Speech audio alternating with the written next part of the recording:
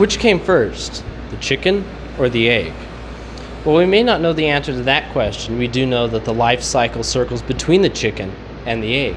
We also know the life cycle of most insects. It cycles from the egg to the larva, to the pupa, to the adult, back to the egg.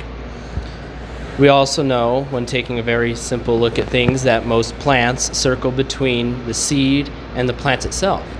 But what about plants that don't have seeds? More specifically, what about the life cycle of ferns? Ferns have an alternation of generations, which means that they have two different life stages, the gametophyte and the sporophyte. We'll start with the gametophyte.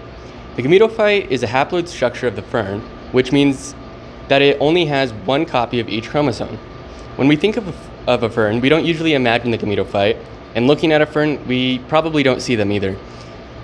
They only stand a couple of millimeters tall and about the size of a fingernail.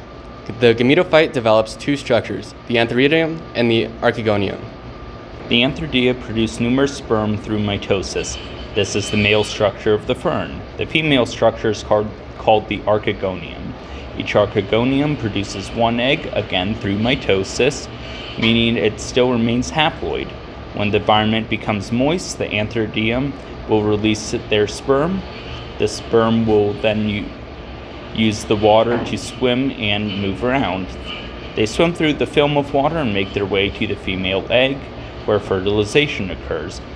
In fertilization, the haploid sperm and egg combine to form a zygote, and the fern is now diploid. This is now the sporophyte stage of the fern, and because it's diploid, that means it now has two copies of each chromosome instead of just one.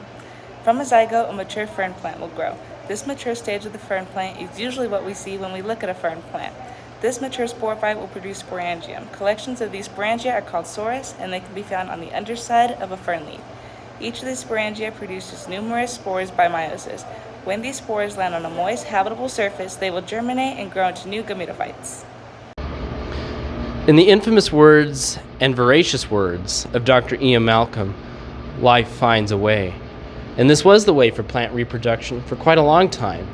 Seedless plants are much older than plants that have seeds, and their style of reproduction is quite different, as you can tell.